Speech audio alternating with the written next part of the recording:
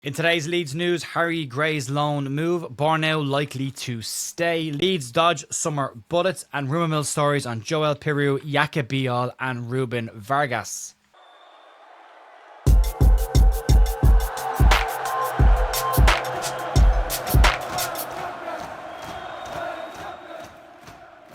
Hey folks, welcome to the Leeds View for your Leeds United news on Wednesday the 14th of January. Jer here with a bit of news for you, not a huge amount. It is deathly quiet around the place at Leeds United in terms of incoming transfers. Very little concrete on the ground. The Jack Harrison deal, as of right now, still hasn't gone through but is expected to go through. There are still rumours around whether there is an option to buy for Fiorentina or an obligation. The obligation would obviously sue Leeds United an awful lot more. If you want to check out last night's podcast, you can. Myself, Jerry and Paul had a look back and talked about Jack Harrison's time at Leeds, the stories around that, and the Harry Gray situation as well, which we will get into in a bit more detail today. If you could stick a like and a sub on the channel, that would be fantastically appreciated as well. If you're listening on audio podcast, if you give the channel a review and a star rating, that would be brilliant. But we'll crack on today and get into the news. And we'll start off with another Leeds United exit, which seems to be the bulk of the business right now, into another under 21 one, and it's Harry Gray. As we know, Leeds United said that they would allow Harry Gray to move on loan this month if an offer came in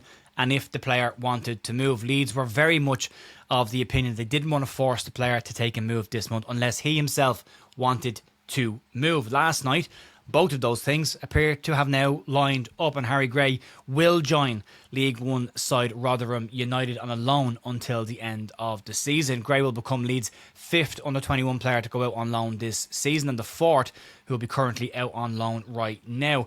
As of right now, the deal has not been finalised, but Graham Smith from the YP last night broke an exclusive that said that Gray will get a chance now to go and play regular first team senior competitive minutes, and the deal is expected to go through in the next couple of days. It may even go through by the time you're watching or listening to this right now. From a Leeds perspective, they say that the match minutes are the single most important part of this deal, and they need him to play in order to continue to develop. He remains a high priority for Leeds United and a prospect for the club, and right now this will give him that chance to play at a more competitive physical level that League One will definitely offer him to help with his development. The decision to go to Rotherham was a little bit of a head scratcher. There was said to be championship interest in Harry Gray from Derby County, but maybe the move to Rotherham guarantees him minutes and adds that extra level of physicality to bring new attributes into his game. Rotherham right now are sitting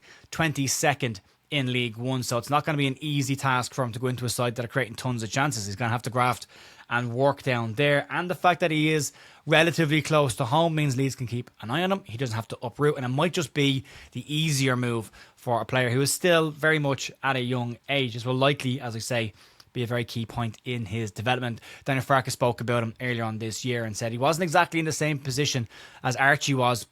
Leeds won the championship at that point, but did compare him to Harry Kane's pathway, where he went down the divisions and got some loans in before he eventually became a first team player for Leeds. And obviously with Leeds being a Premier League club, opportunities for Harry Gray were going to be less than they were for Archie when Leeds were playing in the championship. But right now, that's the situation. It hasn't gone through as I record this. It may go through in the next couple of hours or even before the weekend, but it looks like, again, as an exclusive from the YP, that way it will go through and Harry Gray will join Rotherham United on loan until the end of the season. Let's move on and talk about a player probably not going anywhere right now, and that's Sebastian Bornauw. It appears for right now at least that Sebastian Bornauw will be staying at Leeds United, as a move to Germany at the moment looks like it could be off the table, and there are a couple of reasons that have been given for this. Bornauw currently has a bit of an adductor issue. Leeds are yet to confirm the severity of that injury or how long he will be out. We're still waiting on Daniel Farke's press conference to give us the detail on that.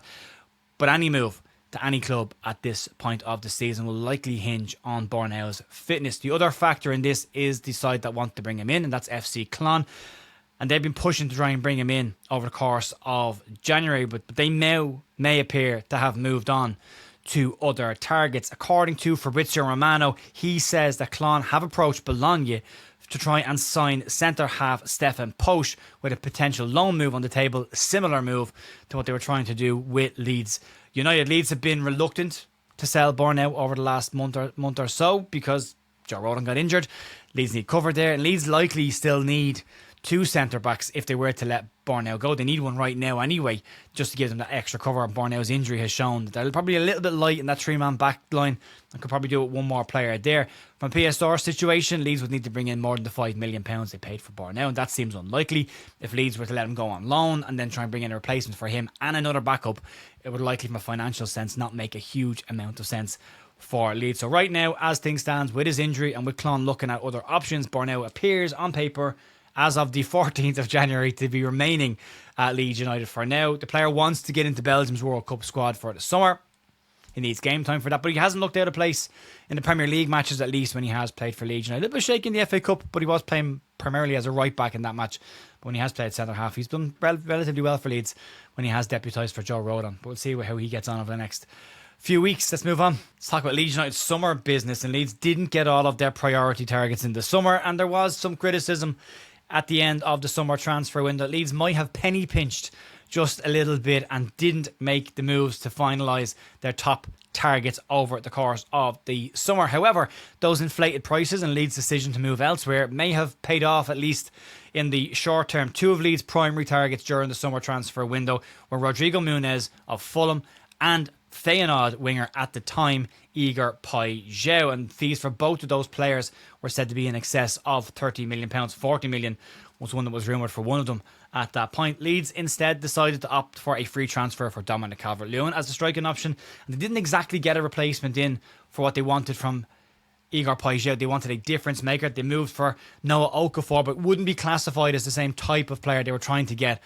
with Bijol. But so far this season, neither of the two players have really set the world on fire, and Leeds might have dodged a bullet, as definitely from a financial perspective right now. Both players have had issues with injuries, and Bijol, after his big money move and the drawn out transfer saga that we had with him in the summer, has only started 11 of the 17 games that Marseille have played in France this season, and during that time he's only managed one assist. He does have 3 goals, but not the difference maker that Leeds United were willing to put a huge amount of money on the table for to try and bring in during the summer. From Muniz' perspective, he was Leeds' number one target. He was going to be a very expensive one. He was listed as Leeds' main target from day one of the summer transfer window, but he has had a massively injury-hit season and has only started 4 games this season for Fulham. He scored 1 goal, and that came at the start of the season on the very first day. Leeds' free transfer in DCL has clocked up 9 goals this season. So right now, it looks like decent business when we look back on it, but you know, hindsight is 2020.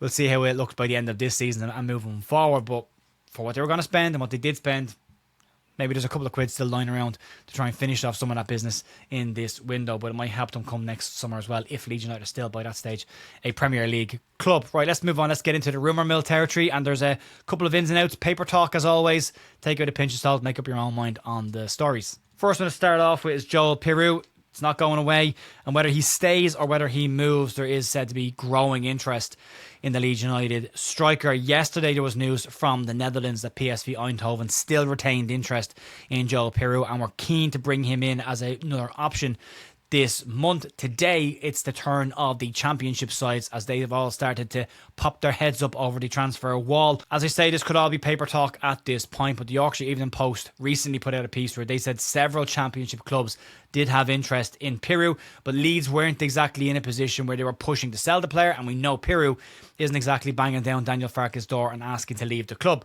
According to reports today, though, Middlesbrough, Birmingham City and Stoke City are all said to be interested in bringing Piroe in this month. Depends on whether it's a loan or permanent move from a Leeds United perspective.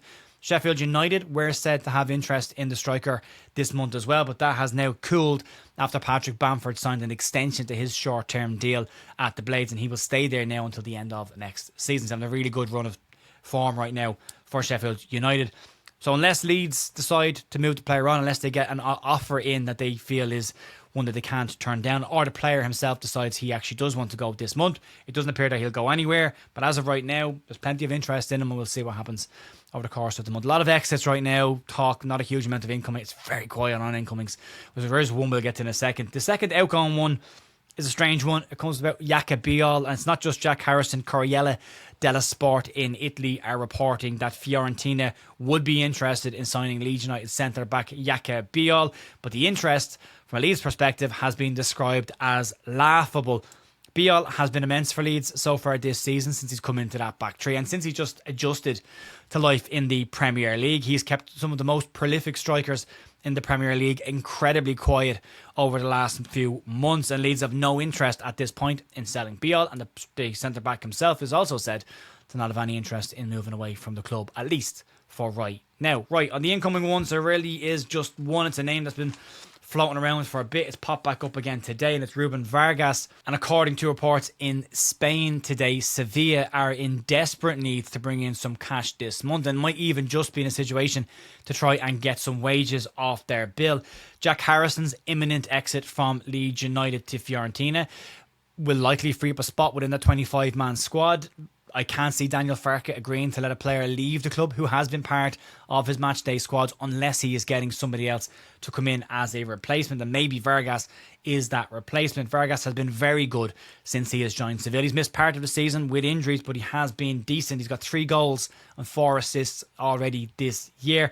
And from an incoming perspective, it has been deathly quiet, as I say, around the place for Leeds United. And usually in the summer months, that means Leeds are busy and about to get something done. And we will likely hear from Daniel Farke this week about it. He'll be asked again. He was asked about it before the Derby County game. Said he didn't want to talk about transfers until after the Derby game, and there would be likely movement at that point. Right now, not a whole lot. He said after the Derby game that there was nothing imminent.